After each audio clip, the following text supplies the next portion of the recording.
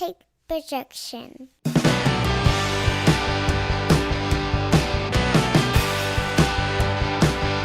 It's Friday morning, and you know what that means. It's time for another episode of the Alabama Slam podcast. I'm your host, Corey Hanna. What's going on, guys? It's Patrick Akers. And we have a very exciting week worth of wrestling that we wanna get into.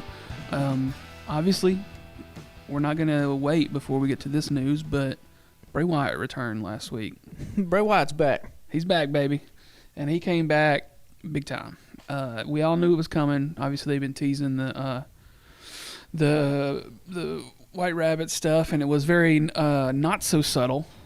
Well, it got not so subtle at the end. Yeah. Where you literally had people in rabbit costumes Right. walking around the arena. Well, that's where I was going. It was kind of subtle at first, and that the QR codes were in the background of things. But was it Friday night? It's just on the mic flag. When it was just on the damn mic flag. Which is crazy because I thought the whole point of the White Rabbit was like, oh, somebody is secretly putting all this stuff in the background. Like the people in WWE wouldn't know about it. Right. I mean, Triple H got to be kind of a dumbass to just take a microphone with a QR code and not know about it, Yeah. right? So, I guess we should have expected this at some point. The subtlety would be gone, and it would just kind of start. As we got closer to the time, they would start just slapping you in the face with it.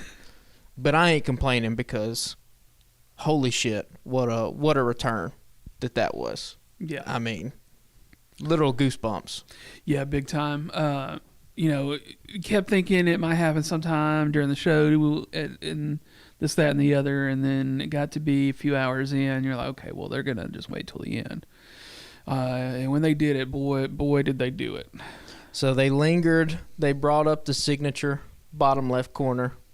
At that point, no Bray Wyatt, and you're like, oh, okay, well, it's about to happen, or else people are gonna be pissed. And then fucking goes black, and it all starts. Yeah. I mean, I was trying to think this weekend, and I think I did post on our Twitter. I do think that that's the greatest wrestling return ever, just in terms of sheer production value and sheer just like, holy shit, what is happening, like the creativity.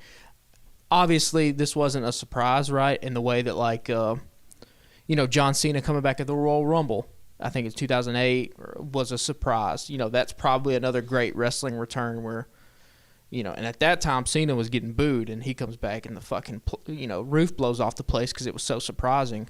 Triple H coming back, obviously there's a couple other returns. The CM Punk, we can't forget that one from earlier this year. But this Bray thing was special.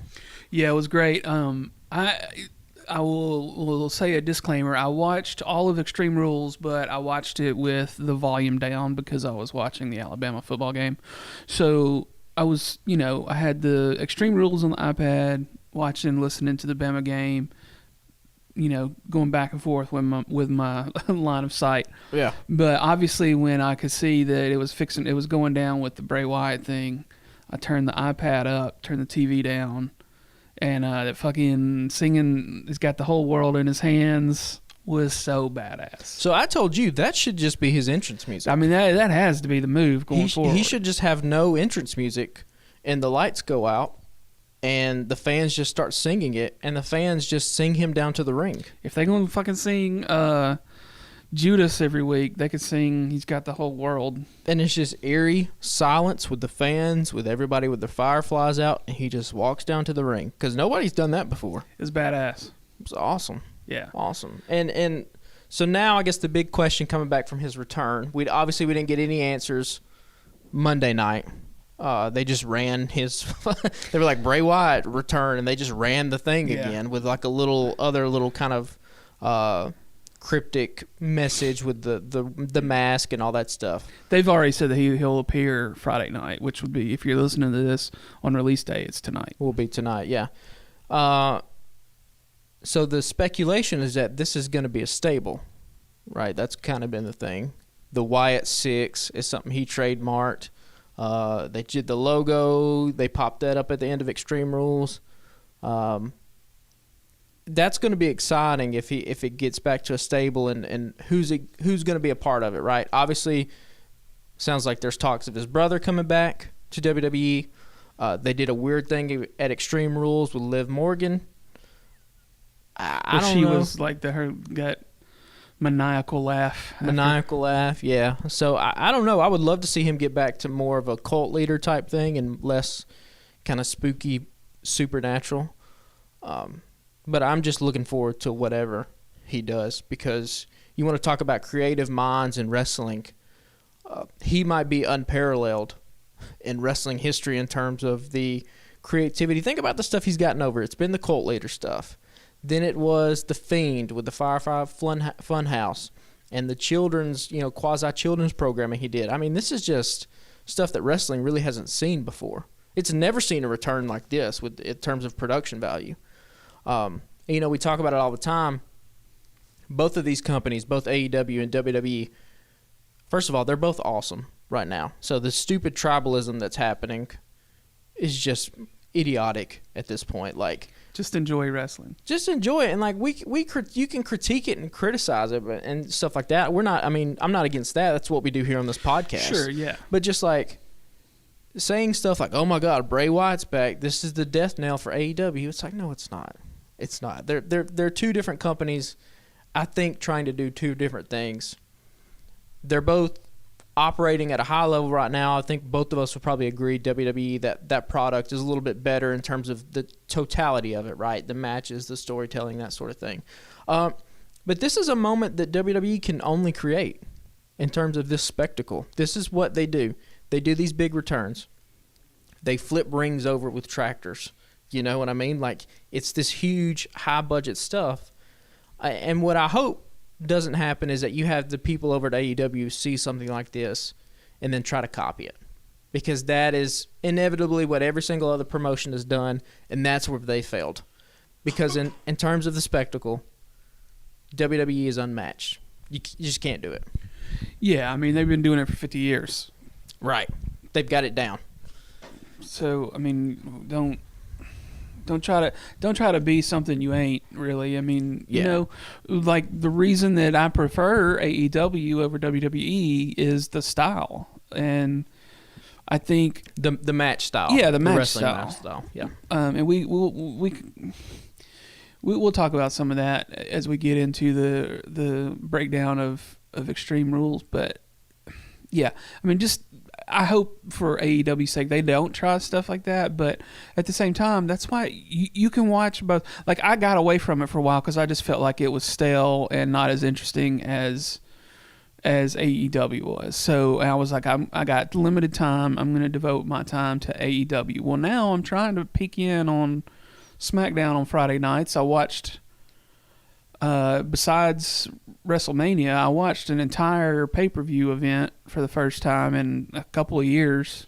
Yeah. So I'm dipping toes back into the WWE world. I don't know that I'll do any Monday Night Raw watching unless something crazy goes down. I might watch some highlights or something, but like, I have been enjoying it, and part of it is the Sami Zayn storyline is so fucking great on Friday nights, but they're bringing some of that on Mondays too, and Yeah. I don't have the time. But I mean, they had. I don't want to spend too much time on it because we'll get into Extreme Rules, but Right. I texted you the other night, Friday night. I said this Sheamus and Gunther match is a fucking banger. Yeah. Yeah. They beat the shit out of each other It's incredible. Yeah. on Friday night. Yeah, absolutely. And this is the last thing we'll say, and we can move on to Extreme Rules because, like you said, there's a lot to discuss. This is not sports, right?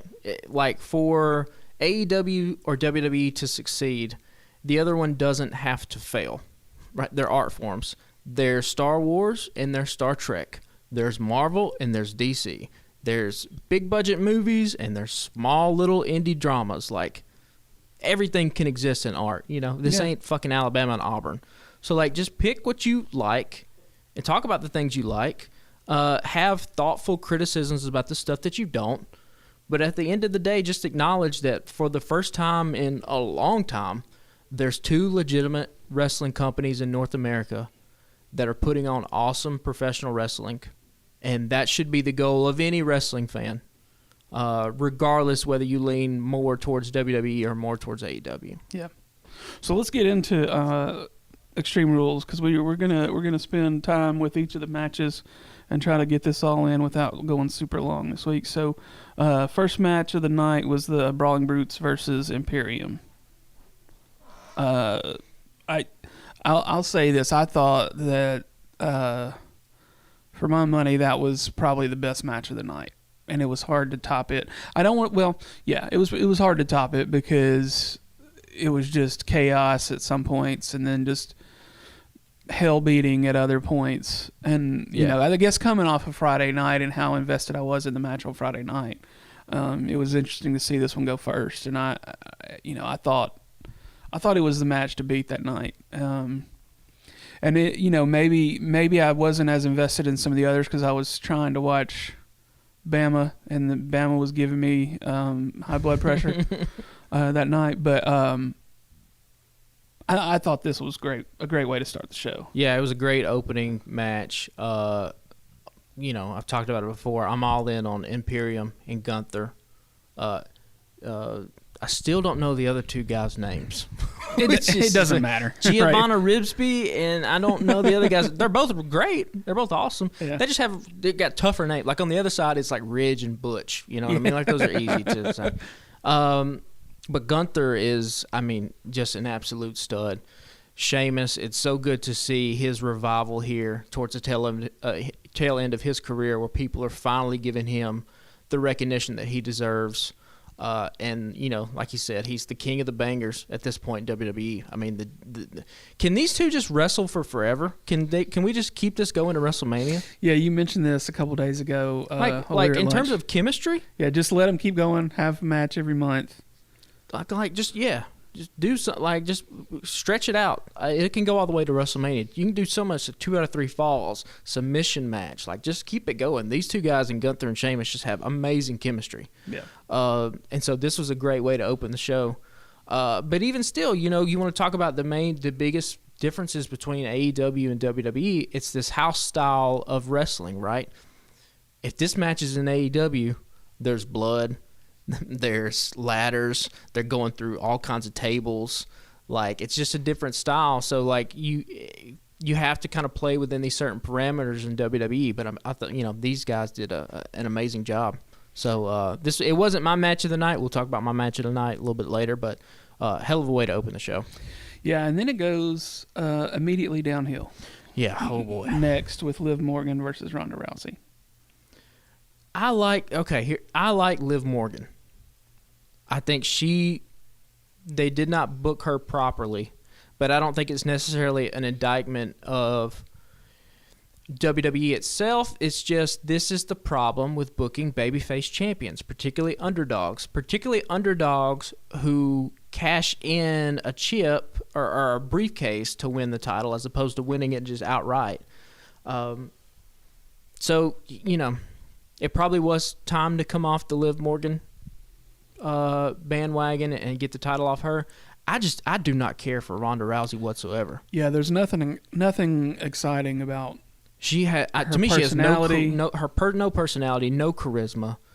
This match at times, the spots were absolutely awful. Where they were completely off. And so, whatever, Ronda wins it. I guess they see her as a star. I don't know how many people are tuning in to watch Friday Night SmackDown because Ronda Rousey's on the show or not. I will say they did something. They made Liv way more interesting at the very end, right, with her getting choked out and smiling.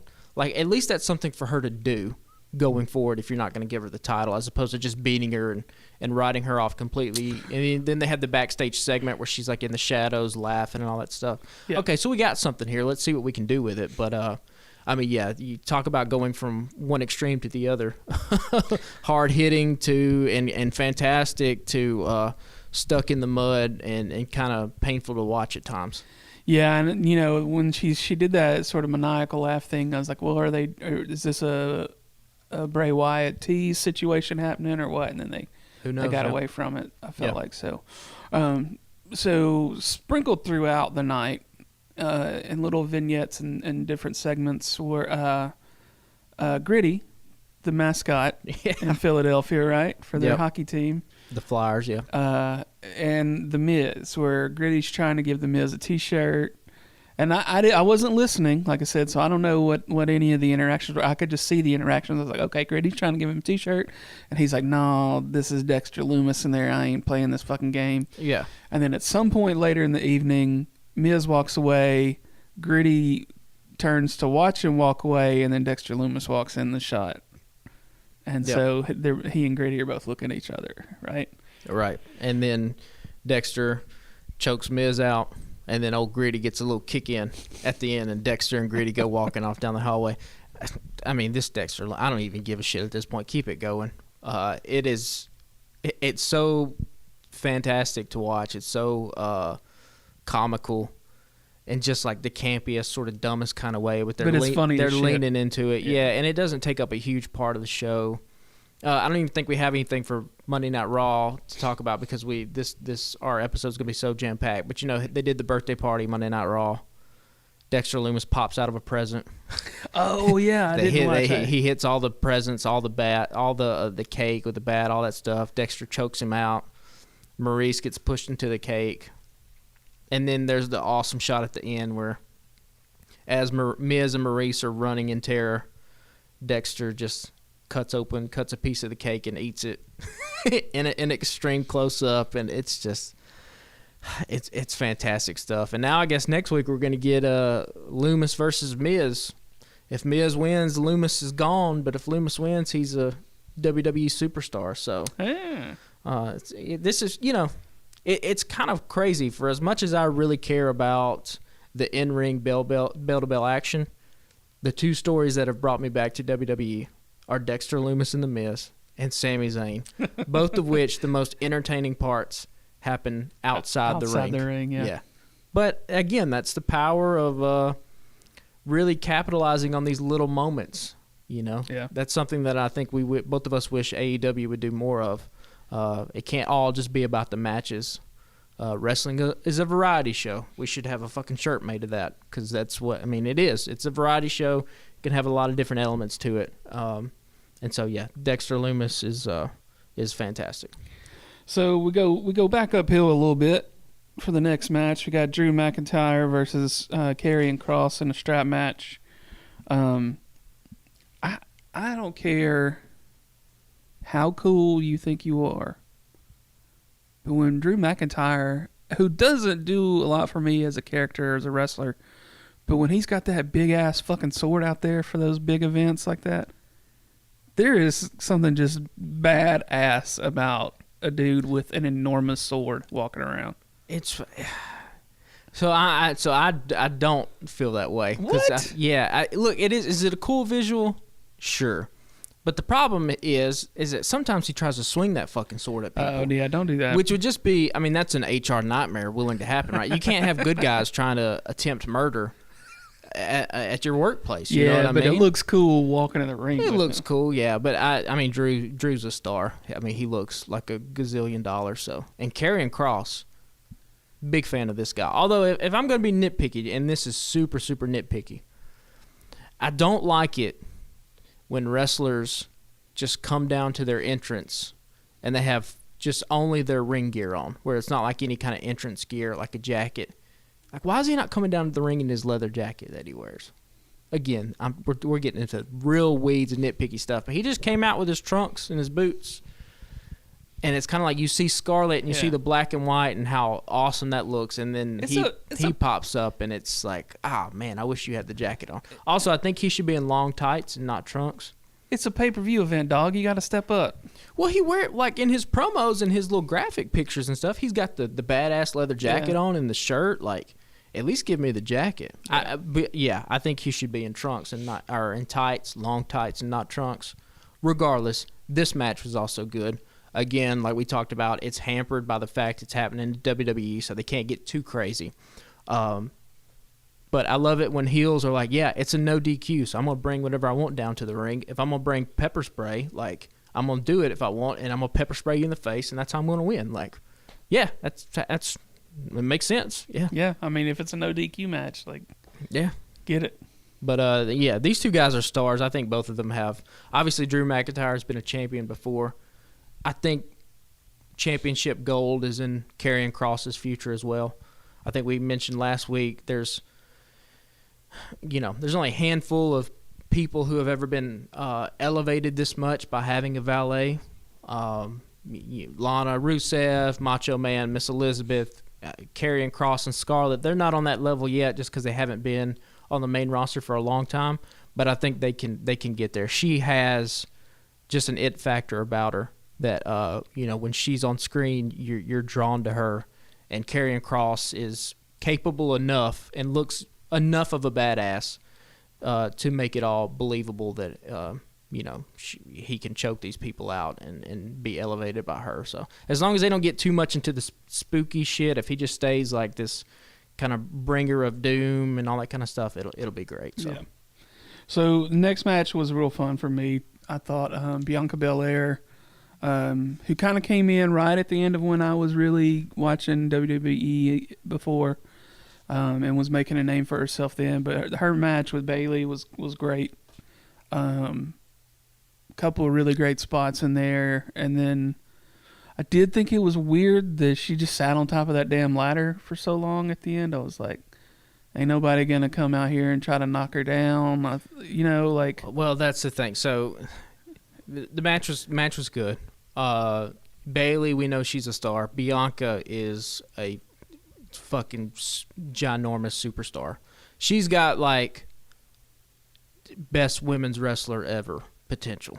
And in terms of, being a black woman, what that means to other black little girls out there, they're going to be watching her. Like that shit's super important too, right. to have. So it's great. And she deserves all the praise and accolades she gets. Bianca, megastar. They certainly ain't putting that title on Jade Cargill.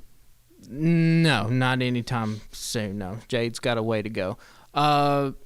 They just killed Damage Control in this segment, though. Like, Bianca just beat all of them single-handedly. So, like, now I don't know where you go with Dakota Kai and Io Sky. Like, I know they're tag team champs, but, like, Bianca just beat both of them single-handedly. She beat all three women. So they can't be an intimidating heel group anymore if the one superstar is able to beat them. All three of you, yeah. So, yeah, I don't know. Like, that there's going to have to be some rehabbing with those three women. And I don't know where you go from there. Obviously, they got the tag team championships, so maybe they'll do something. But, to my eyes, they've been demoted from that kind of main event level, upper echelon status in the women's division. But good match, though. Yeah, I thought it was good. Good middle of the card, fight fest. Yeah. Good to see Bianca win. KOD on the ladder. That's a cool spot. Cool sight. Yeah. So I dug it. Let's get on into Edge versus Finn Balor next. That was a cool ass mask that Finn Balor came down in. It was a Kanye mask. the Yee mask. See, I didn't know that, but I thought it looked badass. Yeah. But Finn always steps up, at least from what I remember watching him before a couple of years ago. Like, he always made sort of a spectacle of his entrances at pay-per-views. Yeah, he's great. Edge, great. To me, this was the match of the night. Like, started out a little bit slow, but those last 10 minutes, you want to talk about everything coming together in terms of storytelling, emotion, the physicality in the ring. Like, they touched on it and hit on it beautifully. We speculated, as a lot of people speculated, that, it's an I quit match. You don't want Edge to just say I quit because he's a babyface. So what do? You get Beth Phoenix to come in. You have her try to make the save. She can't make the save, and then Judgment Day jumps on her. Like, this was perfect. The Rhea Ripley, that concerto at the end. I mean, it looked badass. It now makes Judgment Day as this really imposing kind of force, where I think before they were just kind of like whatever. Like, they said they were running Monday Night Raw, but they really weren't. I mean, they were picking on Edge and Rey Mysterio. They really didn't have, pun intended, an edge to them. But now, like, holy shit, what they've done with Rey, what they did with Edge, what they did with Beth Phoenix. Now I'm invested. Like, now this is one hell of a story. And when Edge finally comes back with Beth Phoenix by his side, like, and they do, I'm guessing they're probably going to do some kind of intergender match.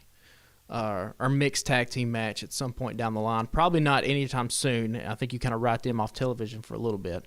But they'll get a hell of a pop when they come back, and that'll be a hell of an angle to run. So, yeah, I was fully invested all the way at the end of this match. This was great.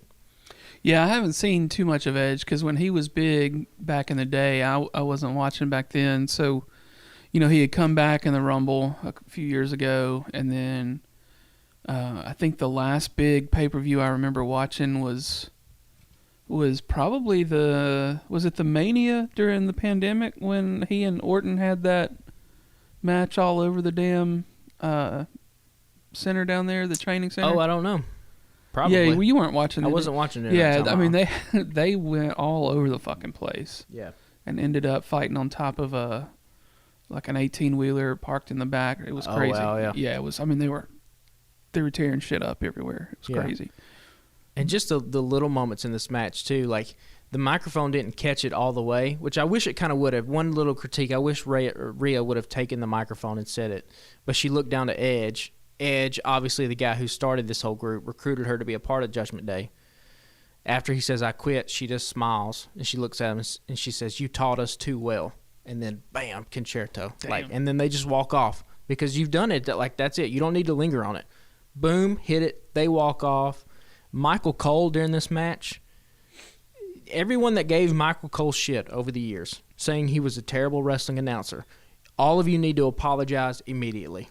This dude was clearly just hampered by the fact that Vince McMahon was yelling shit in his ear. Michael Cole during this match was absolutely on top of his game, A+. The emotion that he brought to this match, that's what a wrestling announcer is supposed to do. It's supposed to put you in there.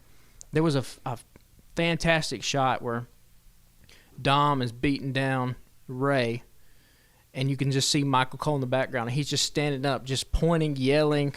He was saying, he gave you never wanted for anything, you son of a bitch. All this kind of stuff like that. So, I mean, he was hampered by the fact that JR was the GOAT. And when Michael Cole came in, people thought they were trying to replace JR, and he's just put in a no-win situation. So much like Sheamus and The Miz and a lot of these guys who have been there for a long time, finally kind of getting their due, it's really nice to see because, clearly he has had the talent all along. It was never him that was the problem. Yeah, it's hard to do your job when you got a maniac yelling in your ear. Yeah. So Matt Riddle versus Seth Rollins. The setup was real cool. This is something we discussed earlier in the week, that the setup for the ring was great, but they didn't really have any clear view of anything. Why did they not cut a hole in the fight pit for the cameras to go through? Yeah. My only little, because they had the top-down angle, and then they had the one angle when the guys got up on the raised platform that they could see clearly. But when they were in the pit, you just couldn't see anything. So I don't know why, maybe next time they'll cut a little hole or something. I don't know. It was just kind of, I don't think it necessarily hurt the match that much, but just to be able to kind of have an unobstructed view would have been nice, I think. Yeah, I thought it was a good match, a nice way to end the evening. To me though, I want more out of a main event. I think. Well, again, gotten spoiled to it, I guess. Yeah, and if this wasn't WWE, they would have been bleeding all over the place, right? You know what I mean? Like a fight pit that's in a PG kind of environment like that, company. You can only do so much, but the senton off the top by Riddle, I mean that had to hurt the next morning. That's a hell of a bump. I was surprised that he got the win, because as we talked about, Seth Rollins needing a couple wins to kind of get his character back on track. Because obviously the next night on Monday Night Raw, he won the U.S. title from Bobby Lashley. But he gave a genius answer backstage where he was like, "Oh, I tapped out because I knew I had this match coming up the next night, and I didn't want to be, injured or anything. I want to try to win the title." So I was like, "Oh, at least there's some kind of justification there." But yeah, this was a good match. And I mean, it wasn't the main event, right? The main event was Bray Wyatt's return. Yeah, I mean, yeah.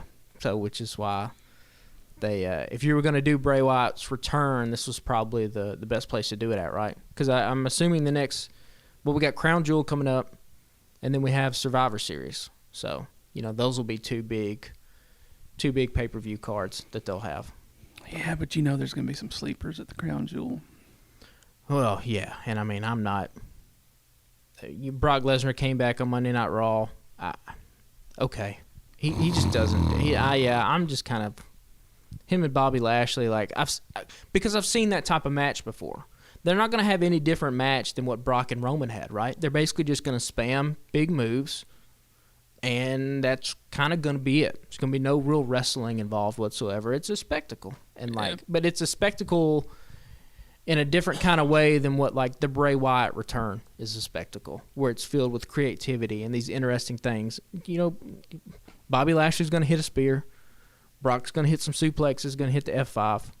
They're just going to do that for like 8 minutes, and that'll be it. I've seen it before. So. Yeah. So, yeah, I mean, I thought it was a pretty good overall event. Let's wrap it up and get into AEW for the week. But I thought it was a pretty good event. Nothing super spectacular, nothing super memorable for me other than the Bray Wyatt thing. But, I mean, top to bottom, it was a pretty good show. It's solid. Yeah. Real solid. I mean, the Bray Wyatt thing is the reason, it was basically just a whole teaser to get to that moment.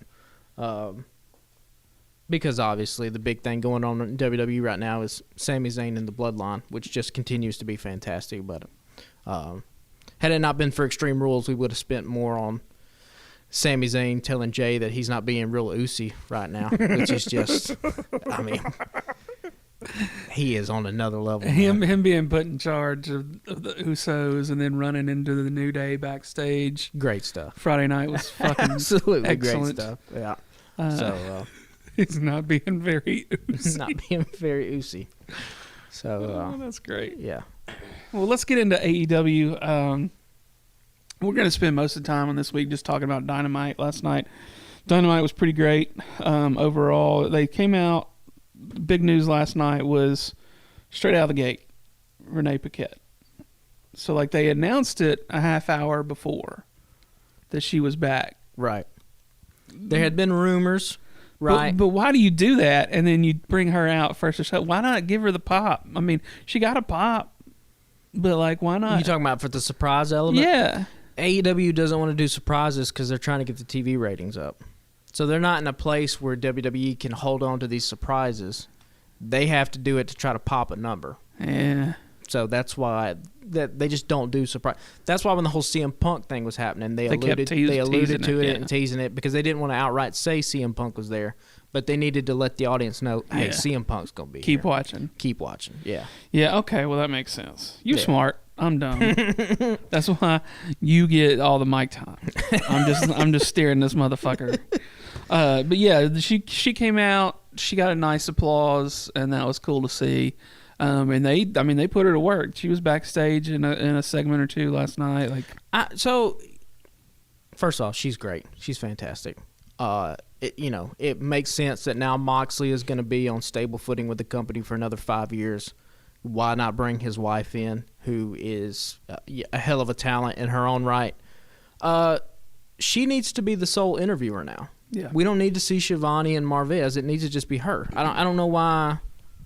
I was confused because she did the first one with Christian Cage, and then they had Shivani do one. Marvez did and then one. Marvez did the MJF one. Why is it not just her? Yeah. I'm a little confused. Yeah, and we can get to that when we get to the Mox thing in a minute with Shivani. But that's a good question. They're probably going to do programming that's outside the ring. I think that there was a article that got released, or an interview rather, with somebody from Warner Media Discovery, who was talking about them playing more in the sports space, and they brought up AEW. And was, excited about the numbers that AEW was pulling. And they were like, well, now the goal is to try to see if we can do AEW-themed product or content that's happening outside the ring. Well, shit, Renee Paquette, you give her a talk show, we would both watch that. Sure. Do a 30-minute talk show whenever. So that's why that's the That's the reason you bring Renee in. That's the kind of skill set that she brings. Sort of a crossover appeal to different kind of ways that you can keep doing AEW programming. But yeah, they need to kind of solidify a lot of these different roles, honestly, not just hers, but, you know, when do we use Shivani? When do we not use Shivani? When do we use Marvez? Like, I don't know, just tighten that stuff up a little bit, but it's cool to see her. Yeah, so the first match was Luchasaurus versus Jungle Boy. Kind of went down the way Jungle Boy Jack Perry. Corey. Jungle Boy Jack Perry. Jungle Jack Perry. Jack Perry.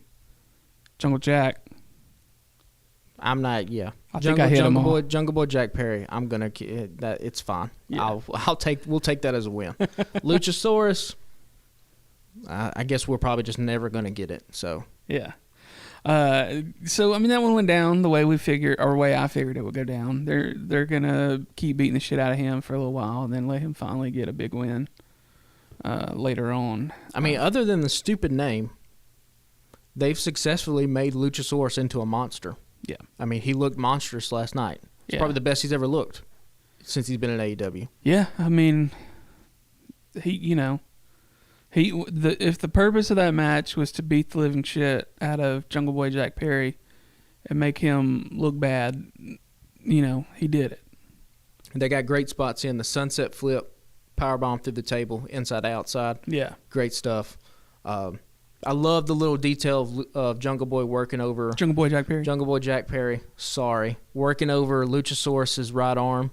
He goes to do the choke slam with the right arm, but it hurts, so he switches to the left. Little things like that. That's how you really, I think, bring the little wrinkles, bring the little nuances into wrestling that make it so good. But yeah, I'll keep watching this program from these two guys. I mean, it's been full of start and stops, right? We had the Luchasaurus is on Jungle Boy Jack Perry's side now. Oh, now he's not. He's back with Christian, which we'll get into. I guess is the only thing creatively that AEW knows how to do. They just keep going to the well. It's literally happened about 5 fucking times now, but we'll get into how damn frustrating that is. But in terms of these two guys, I like both these guys, so we'll see where it goes from here. Yeah. So the next match we'll spend 15 seconds on. Warjo versus QT Marshall and Nick Camarado. Badass senton from Wardlow. Dude is so athletic. I'll be real honest. Out of principle, I fast forwarded through this whole match. I don't give a damn about Wardlow and Samoa Joe. Yeah, this is idiotic. There's no reason to put them together. Those dudes are fucking fantastic on their own. Just let them do their thing. Also, can we find something else for Camarado though? You want to talk about a physical specimen? That dude's huge. We can't find something else for him to just be a jobber. Yeah. Surely, is he that he can't be that bad in the ring. We haven't seen him wrestle that much. I don't know. I couldn't tell you. Yeah. I don't know. There has to be something else for that guy to do. But so they bring out FTR comes out at the end of it. Sean Spears is back. Did you see that part? I did see Sean Spears was back. So I guess that means 10 from Dark Order can't do the 10 stuff anymore. Because he was also doing it, and I guess Sean Spears was like, nah, I was kind of doing that shit first, so I'm going to start doing it again. I'm not... Sean Spears is fine. I'm not... He doesn't move the needle for me as a wrestler. As a wrestler. I think there are other ways that you could probably use him that would be better off. Yeah. So somewhere, I think it was around this part of the show, is when we got MJF's promo backstage, which was... it started off a little funny in that... he got interrupted by Stokely. He's like, oh, we're doing the AEW trope where I get fucking interrupted backstage. Yeah. Which was pretty funny, I thought, and a nice little, inside joke. What was the insult? Carlton Banks wardrobe wearing ass? Yeah. He's great. Yeah. I told you before we started recording, because I thought this was a real highlight of the night, this MJF backstage promo. I do not care what it takes. If it's $8 million, if it's $10 million, if it's $12 million, write the check. I'm not letting that man walk over to WWE. It cannot happen. This guy is special in a way that very few wrestlers, I think, ever have been. And this is going to sound blasphemous, but I think we will be proven right in about 10 years. The way people talk about Ric Flair and Stone Cold and The Rock, when it's all said and done, people will be talking about MJF in the same type of vein. This is It's hard to argue. when he looked into the camera and got serious and started talking about how essentially the greatness that has been thrust upon him, the expectation of greatness that's been thrust upon him has caused him to do things that he necessarily hasn't wanted to do and has made him not like himself. That is a level of nuance that professional wrestling rarely ever gets to. And the conviction and the believability that was behind that man's eyes, this is, it's not just a catchphrase when he says he's a generational talent. He is. This is He commands special. the screen whenever he's on it. Whether he's got just a microphone in his hand or he's fucking sitting in a skybox. Sitting in a skybox eating popcorn, or he's wrestling. I mean, yeah, you're gonna pay attention. Whatever it is, he is a guy. If there's one dude, well, let me put it this way: if AEW's goal and Tony Khan's goal, which I think is a stupid one, but if their goal is to really try to topple WWE and really put the death nail in their grave and be like, we here at AEW want to be the biggest wrestling promotion in the world, there is only one man on that roster that even has a remote chance of helping you get that goal, and that's Maxwell Jacob Friedman. Yeah. There's nobody else on that roster that could do that. Write the check. Yeah, I can't. Yeah, I would not let that guy walk. Yeah. It truly is. I think I put it on our Twitter, like, my grandma would tell me stories about watching Ric Flair. Like, we're going to do that with our grandkids about MJF. It will happen. Yeah. I feel like, the face turn is coming at some point. He's a face already, by the way. Well, yeah. You don't have John Moxley and Hangman Page in a ring and the crowd chanting MJF's name and that dude not be a babyface. He is. You can do whatever. You can still call him. He can still act heelish. He can be a dick to other people. He can still cheat to win. Doesn't matter. Dude's a babyface. And the reason he's a babyface is because he's too fucking good at pro wrestling. Yeah. Just plain and simple. Yeah. So next up, Swerve versus Billy Gunn. Again, huge pop for the Acclaim music when that goes off. I love at the end when, he got beat by Swerve. Swerve cheated. Sneaky L Swerve. Sneaky Swerve. He cheated, and they still did the scissor at the end. Yeah. Loved it. Well, and then, so a couple things. One, if we're ranking most over acts in pro wrestling right now, it's got to be Sami Zayn and then the Acclaimed, right? Are we missing somebody? I don't know who else you would put over. I mean, because the Acclaimed is so fucking over right now. And Sammy is over as hell in WWE, so I think they're 1 and 2. They have to be. But yeah, the match was fine. Billy Gunn also. Billy Gunn's, is he 59? He's getting up there. He's either 59 or 60, and he looks that way. I mean, which is funny because DX had a reunion on Monday Night Raw that didn't include Billy Gunn. And you look at the way, Road Dogg and X-Pac and those guys look, even Shawn Michaels. I mean, Triple H is still in pretty good shape, but they ain't fucking Billy Gunn. They ain't Billy Gunn. that dude is dwarfing people that's half his age in AEW now. So he's just fantastic. Been getting fifth graders in trouble for forever. Forever. Also, one of the things that we talked about that I love so much about SmackDown, the little bitty moments with the mid-card acts, right? The Maximum Male Models with the poses, that kind of stuff. What does AEW do? Smart Mark Sterling as this trademark vulture is a fantastic gimmick. Yeah. And it gives the Acclaim something to do. It gives Smart Mark something to do. And him saying that he did the trademark for Scissor Me, because then you can do a match where they're wrestling for the trademark. Scissor me, Tony Nese. Yeah, Daddy Knee. Scissor Me, Daddy Knee. Yeah, it's just, it's great. I wish there would be more of those little things like that for these guys to kind of do. Yeah. But yeah, the Acclaimed are, they're over like Red Rover right now, man. Yeah.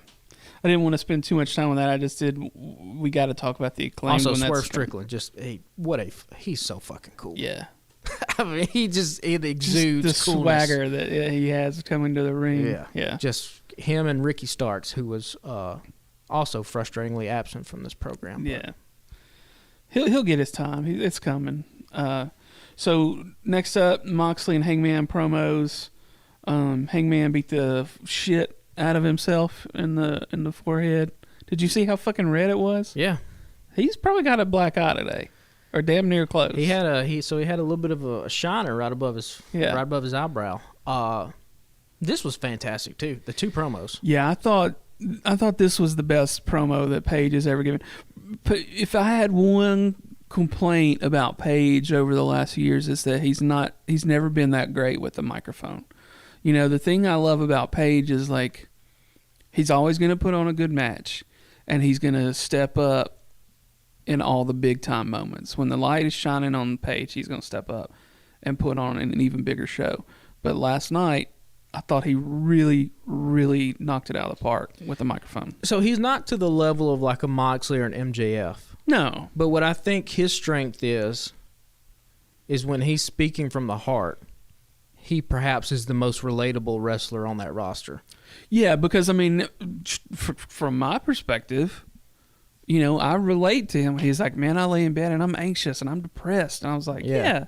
But I'm still here because I'm a man. Yeah. And I can't. I was ready to run through a fucking brick wall last night, man. And it's so simple, right? It's such simple storytelling. John Moxley calls him a kid, walks out on him. The next week, Hangman responds, "I'm not a kid." Lays it out. It's simple stuff. I'm a man. If we just, I'm a man. I'm 40. I did kind of think of that just a little bit. The Mike Gundy Oklahoma State thing. Come after me. But yeah, it's simple storytelling. You don't have to complicate these things. When you have these guys who are so talented, and they have such a connection to the crowd already, you can really just do these simple, easy kind of storytelling things. Where it's just like, hey, he called you a kid. I'm not a fucking kid. I'm a man. Like, even though I struggle with all this stuff, because you know the anxious millennial cowboy has been a thing that has been talked about, and it's been he's described himself as that. But it really is. It does resonate with a lot of people. And again, that vulnerability that AEW historically, since they've been a company, has been willing to let their wrestlers show. MJF fucking cried in the middle of a ring. That type of vulnerability from these men is not something that we've seen in wrestling's past, right? It's been a very macho, very testosterone-driven, fueled kind of art form.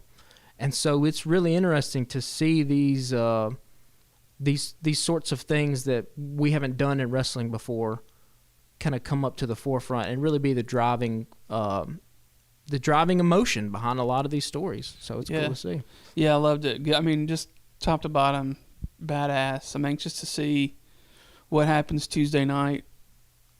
They're going to do a Tuesday night Dynamite.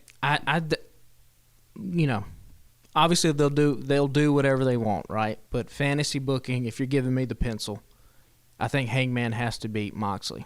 And MJF immediately cashes in. Because like we've talked about, I think you want to save Moxley and MJF for some other point down the line. But you can do a thing with MJF and Hangman, because Hangman can take another loss, right? Because it would only help his character at that point. I mean, essentially, are you kind of retreading what you've already done with Hangman? A little bit, yeah, to a certain extent, but I think you can get away with it at this point, because MJF has to be the next long champion. Yeah. Whoever ends up winning Tuesday night should not walk out of Cincinnati with that belt, I don't think. Yeah. The time is now. Again, a chief complaint that we've had against AEW is they move too quickly on some things and not quickly enough on others. That belt needs to go on MJF Tuesday night at the end of the show. However it happens, if you have the firm come out and beat these guys down, whatever, if Moxley's going to go on vacation, let him go. MJF's got to be the champion. Yeah, my only one hold up on that is like, are they going to beat Moxley in his hometown? But they let him win in his hometown. True. They gave him the thing with Punk that now in hindsight was the squash match where you were just like, oh, well, this was And why the fuck did they do that, right? Like, it didn't. At the time, it was like, okay, well, this is a cool little wrinkle to the story. But now, in hindsight, knowing what we know is pretty damn stupid. So I feel like we'll get a pay-per-view quality event on Tuesday night. Oh, these two guys are gonna go. Yeah. I mean, they're not gonna steal the show because they are gonna be the show. You know, they'll be the main event Tuesday night. But yeah, I think, you know, fucking Hangman doesn't miss. Jon Moxley doesn't miss. Yeah. When the bright lights are on, these dudes always deliver. It's just, there's a lot of balls up in the air. Because, you know, obviously MJF, he could feud with the Firm. The Firm could come out and turn their back on MJF, right? Fucking Morrissey could come out. The 2 weeks in a choke row, slam he's him. already let it be known that he's kind of pissed off at him. Yeah, and I mean, he emasculated Stokely Hathaway backstage, so who knows what happens there. But it's nice to see AEW put all their biggest stars in one segment. And it felt like a big moment, right? Moxley, Hangman in the ring face to face. MJF hovering over both of them with this chip. And then the fucking crowd chants. Yeah. When Hangman says, I'm going to be the next world champion, they all turn and chant MJF. So Well, that's why I wanted to just real brief, because we need to keep moving. But one of your things for the however long we've been doing this now, 20-something episodes, is why put Tony Schiavone in the ring if you're just going to take the microphone away from him? right, it's dumb. So they did that last night, and Moxley did it. I mean, I feel like Hangman's been pretty good about letting Tony keep the mic, but Tony was just standing back in the corner. Yeah, I don't know what the aversion is to just having these fucking guys come down and take the microphone from Justin Roberts before they get in the ring. Yeah. Why bring Schiavone into it? Like, you don't need to announce to the live audience that, like, Jon Moxley's about to come out to cut a promo, which is essentially all Tony does. I think Schiavone should end up being the GM that you keep hoping they'll bring into the... Yes. Put him the on-screen GM. Exactly. That's the perfect role for him. Yeah. So, okay, let's move on. Let's get into the Ring of Honor Championship, Jericho versus Danielson. Banger. We say it every week.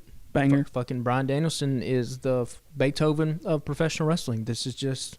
He's the in-ring GOAT.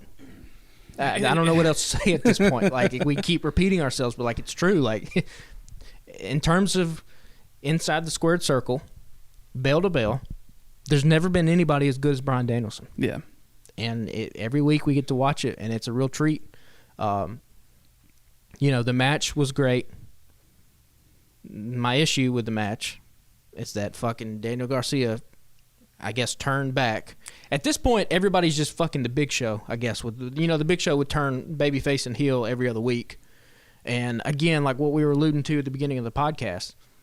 So this same exact story with a character turning on another character and then aligning themselves back with the original character has now happened With Jamie Hayter. with Jamie Hayter, Britt, Daniel Garcia, and Chris Jericho.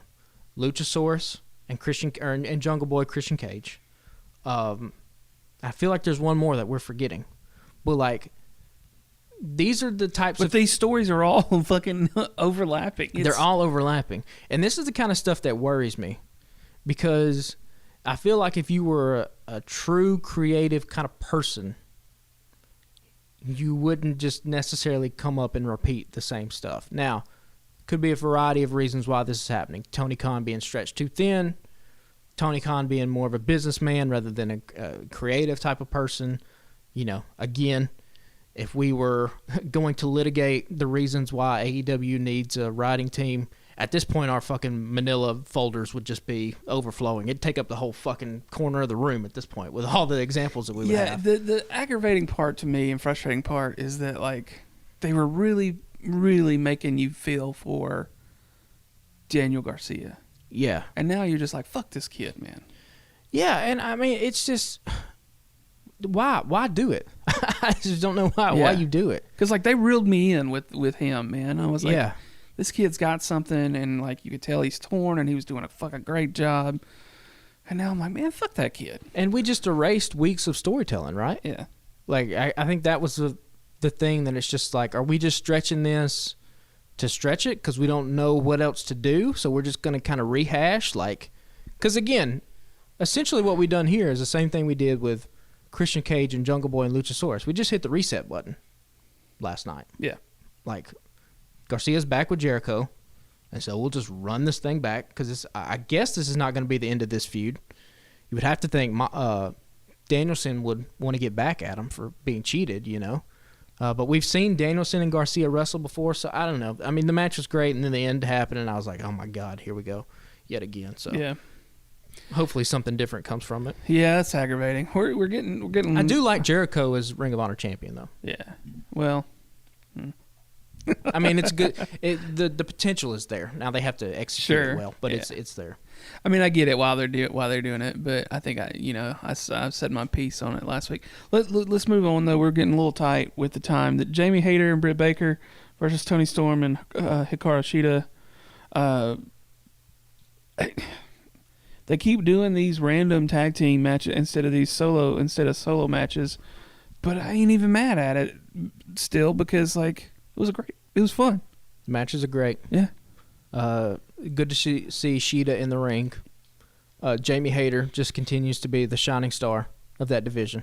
And I don't, it's so frustrating to see her still be aligned with Britt Baker because she should be the interim women's champion. The crowd's telling you what they want you to do. She feels like a bigger star than Toni Storm, right?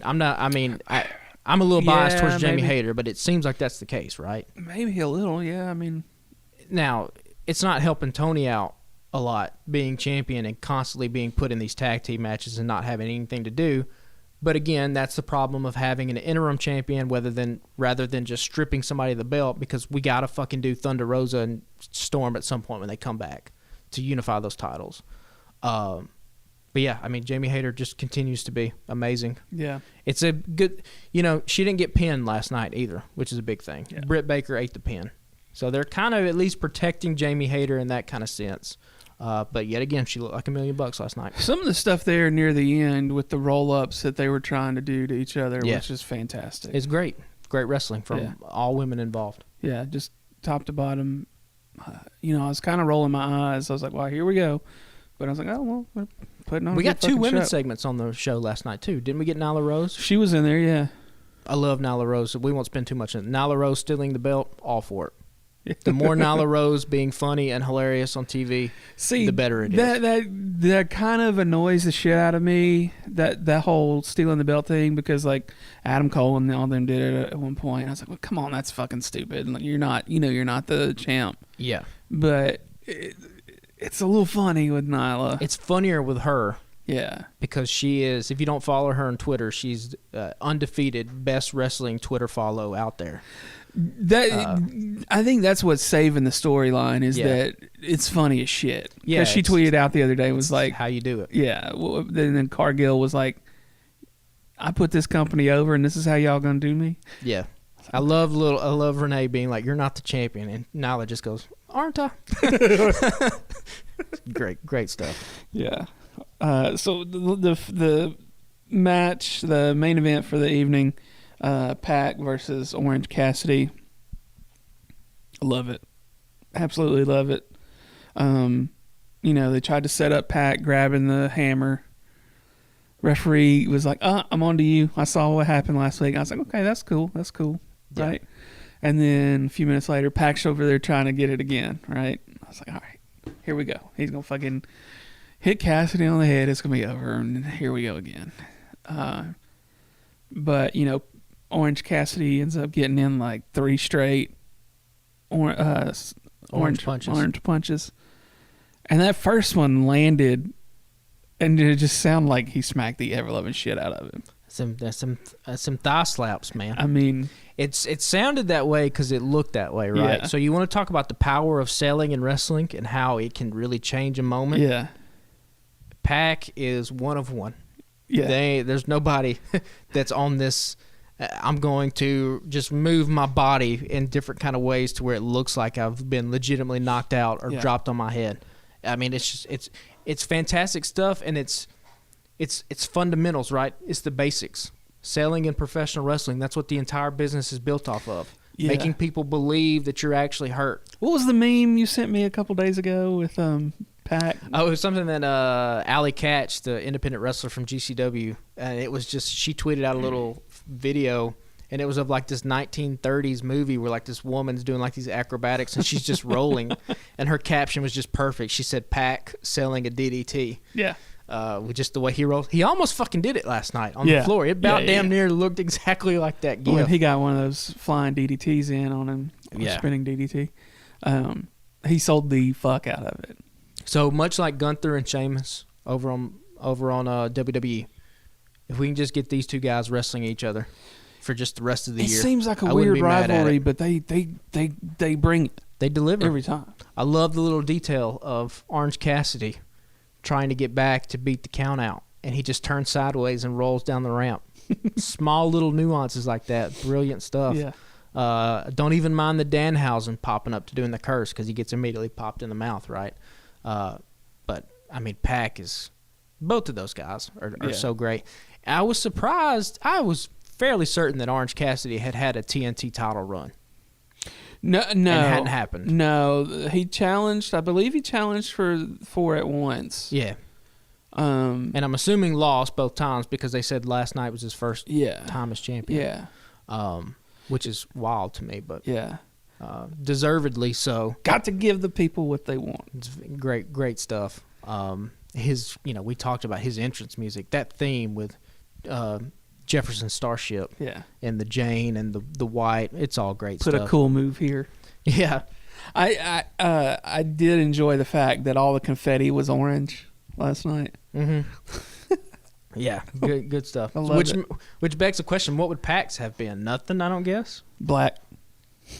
Blacker, yeah. Black, well, I mean, if he won, like it's just you don't fire off the confetti because he retained. Yeah. So yeah, I enjoyed it.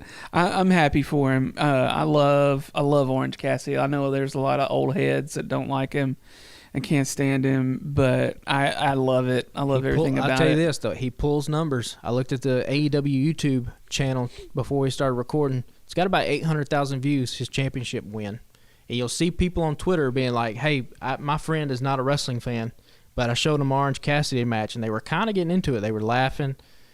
He has a presence about him. He's got an aura. He's got a cool little gimmick that I think can appeal to a lot of different people and really be a crossover. He's on that fucking Netflix show, Floor is Lava.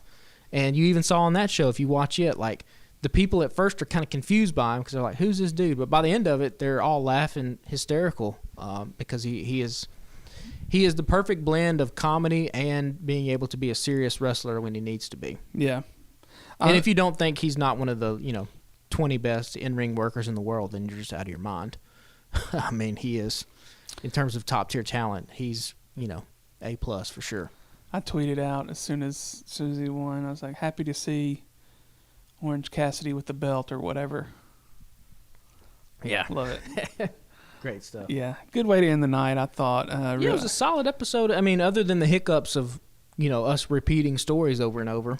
Yeah, I mean, it's a good night. It's way better than last week's. You can shit on the sentiment behind it, but Tony Khan, he should have kept that shit to himself. But the whole I'm trying to win Booker of the Year thing, he stepped it up.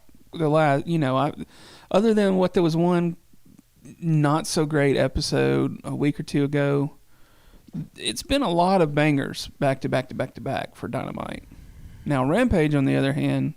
Yeah, Rampage is not good. Well, but Dynamite's been bringing it. Let's wrap up with the listener question of the week.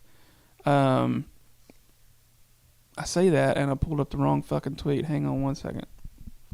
You want me to give mine real quick? Yeah. So I tweeted this out. I'm surprised that we've never done this question before, since we're 20-something episodes in. But yeah, we just tweeted out favorite match.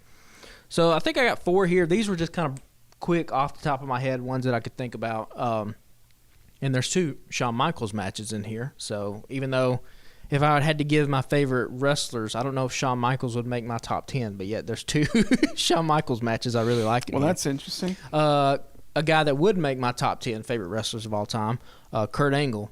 So Kurt Angle and Shawn Michaels from WrestleMania 21 Just brilliant stuff. Probably, I would say, Kurt Angle's best match. I don't think it's Shawn Michaels' best match because I think Michaels' best match is against Undertaker at WrestleMania 25.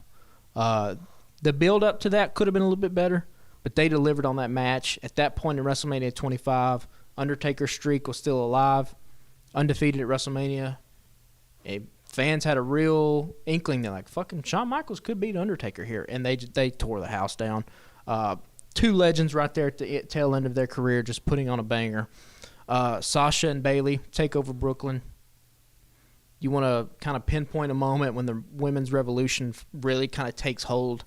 It's probably that match where those two women go damn balls to the wall, tear the house down. And obviously both of those women have gone on to become humongous stars. One of my favorite matches, this might be my favorite match of all time. I would really have to sit down and think about this because, like I said, I did this right before we started rolling on the podcast. Samoa Joe versus Kenta Kobayashi from Ring of Honor. I think it might have been 2004, 2005. One of the stiffest, most brutal matches I've ever seen. These two guys beat the shit out, ever-living shit out of each other. When Ring of Honor gets a TV deal or when AEW goes on some kind of streaming service and they put together the best Ring of Honor matches of all time playlist. You notice they used a lot of fucking Bryan Danielson clips last night from Ring of Honor. You're going to the wealth of just fucking American independent wrestling to trace the kind of evolution of it from the territory days up through Ring of Honor to what it is now is just going to be a spectacular thing to kind of witness and be able to watch unfold again on a streaming service. Kenta Kobayashi, Japanese wrestling legend. Little backstory. He did not think that American crowds would know who he was. And Samoa Joe was telling him backstage, like, no, trust me, this crowd's going to fucking know who you are. Like, you're going to be a babyface. Because Kobayashi was used to seeing American wrestling, WWE. He was like, oh, I'm going to be like Mr. Fuji, kind of a clown. They're like, no, they're going to fucking love you.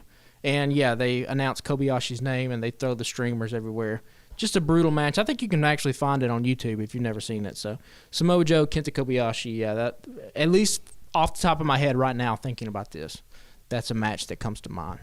So Gotcha. Well, I'll read the answers, and then I'll give a couple, 3 matches that stick out as favorites for me. First reply on Twitter from Chase Gilmer. He says, it's the one that really rekindled my love of pro wrestling a few years back, but Pete Dunne versus Tyler Bate for the NXT UK title at TakeOver Chicago. Also a great match. Also in that same vein, NXT UK, I guess he was Walter at the time. Walter and Dragovich? I don't know. Fucking whoever. Dude's in NXT now. That match, just spectacular. Talk about kind of in the same vein of Kobayashi and Samoa Joe. Real physical, real stiff. That one jumps out to mind, too. Roger. Moving on. Blue Gillen says, one of many for me, Daniel Bryan versus Randy Orton versus Batista, WrestleMania 30. Maybe Bryan's earlier match against Triple H was, quote, better, unquote, but Bryan winning that main event was so cathartic and wonderful. And he's got a picture included. I mean, you want to talk about the emotion of a guy winning a championship. Is that Daniel Bryan Danielson's best match? No, it's not. He had better Ring of Honor matches. He's had better AEW matches.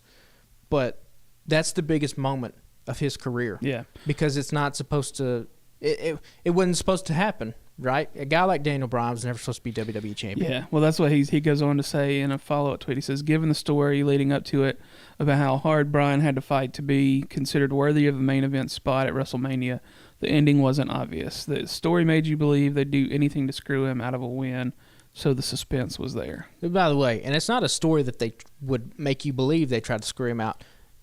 They did. Whatever kind of WWE is very good at propaganda and rewriting history.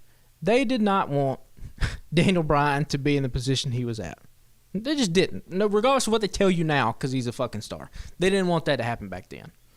And so they tried and they tried and tried. And then finally, the audience, it just became too much where the audience was taking it over. Then they started running in the direction of, okay, now we got something here we want to kind of use. But no, I think that was the era where Roman was supposed to be the top guy. That's who they wanted, right? And now, obviously, they finally got it right with Roman Reigns, and they've nailed down his character to what it should have been all along. But no, Daniel Bryan was never supposed to be in that situation. Now, it draws an interesting parallel to what's happening right now with Sami Zayn, right? Because Sami Zayn's starting to get those Daniel Bryan cheers from the audience. And that's why I think, like, coming up, it'd be a 10-year anniversary of Daniel Bryan winning the World Championship. What better way to keep this thing going than to have Sami Zayn topple Roman Reigns at WrestleMania? I'm not going to be convinced that should not be the main event of WrestleMania. It should be Sami Zayn versus Roman Reigns. Book that shit. I mean, it just should be. Well, let's. I want to real quick. I'll touch on. I'm going to name 3 because I have a hard time narrowing it down to one, and I want to name these. 2 of them are from an emotional standpoint, and one of them is just from a banger standpoint. So, 2 big ones for me was when I got into wrestling a few years ago. I was really intrigued by Becky Lynch's. She was getting into her run, right? And I was like, okay, well, why does she keep calling herself the man? I was like, I knew it was a Ric Flair throwback, whatever, blah, blah, blah. Yeah. But I was intrigued by that. And then so her getting the belt or the belts, becoming Becky 2 belts when it was the match, it didn't have a great finish. They kind of botched it. But the emotional aspect of that storyline with her and Charlotte Flair and Ronda Rousey in that match, then Rousey was written off for a while, for a couple years. This is the first time women had main evented WrestleMania, right? Yeah. Is that match? I think so. I think it was the one. That was badass. I was real invested in that one. And then Kofi's run. I was real caught up in that because I was a New Day fan from the get go. When I jumped in, I was like, these guys are fun as shit. I love them. And getting to see Kofi on a run was great. And just, getting to see him win was fucking awesome for me. I loved it. I loved everything about it. You could tell, like, it seemed like they were trying to keep it from him. Vince would be like, okay, well, you got to fight 4 matches this one hour. He had all these stupid stipulations. And he was like, because I guess it was Mustafa Ali was supposed to get that run, but he got injured. Right. And then they've been fucking him over ever since. He never quite got the momentum back that he had. So that one was real great to watch, and I remember just being like super pumped up and excited. And then the third for me was just from a banger point was Will Ospreay and Orange Cassidy. Fucking amazing match. Like, that's up, yeah.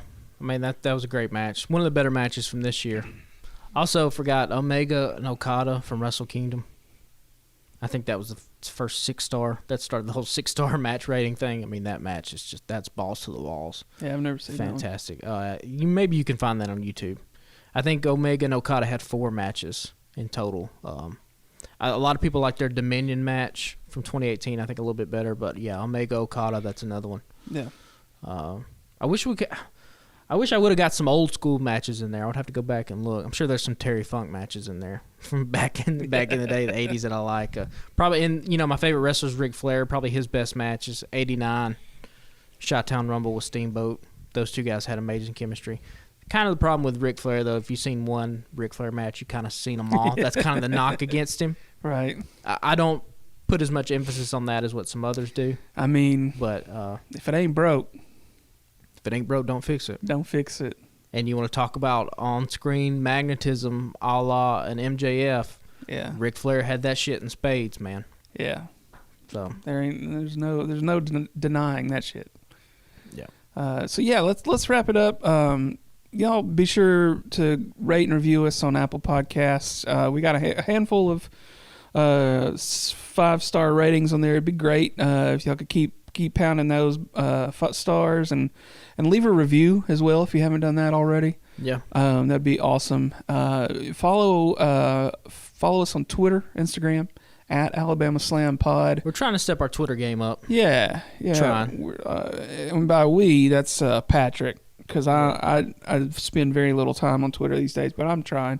I wish I could live tweet the shows, but when you have a 2.5-year-old and a 4-month-old and the television is on Bubble Guppies and Bluey and Paw Patrol from the time I get home from work till about 9 o'clock, it's a little bit tough. Yeah. So, ain't nobody mad at it, man. Yeah. You raising kids. We got some guests coming up, too. Yeah, in the yeah. future. Don't want to say too much there in case some shit falls through. But We'll have we're some guests starting to coming book a through. couple of guests. Getting excited about that. A wide range of guests too. I think from wrestling, from Yeah. people who write about wrestling to people that talk about wrestling. So it should be fun. And maybe if all goes according to plan, somebody who's never watched wrestling we're going to have as a guest next week. Yep, that could be fun too. Unless something changes. So, follow us on the social networks and all that bullshit, and tell your friends about us if you haven't already. We'd appreciate that. Just keep trying to grow this thing, man, and see where it can take us. And since we're a little short on time, I won't go through everything connected to the Alabama Take, but we're just a little part of a network of folks we're trying to grow together. Various other podcasters. Just go to thealabamatake.com. There's other podcasts about books and pop culture and Star Wars and all kinds of other stuff. And writing. Essays from quite a few people who write about pop culture and books and et cetera, et cetera. So follow the Alabama Take on social medias as well and keep up with everything that we're trying to do, and we'd appreciate it. And we'll hopefully have a pretty interesting episode for you next week if everything shakes out the way we're planning. Let's hope so. Tuesday night, Dynamite, we're going to record from the road. Patrick and I will be working out of town. And we can't promise you that we won't be under the influence of a little bit of bourbon. We might have to actually, this one next week may or may not come out on Friday. We might have to take a second to make sure we ain't say nothing too crazy, because we might be a little liquored up when we go to record next week. We'll see. But thanks for listening, y'all. We really appreciate it. We'll holler at y'all next week. Later, guys.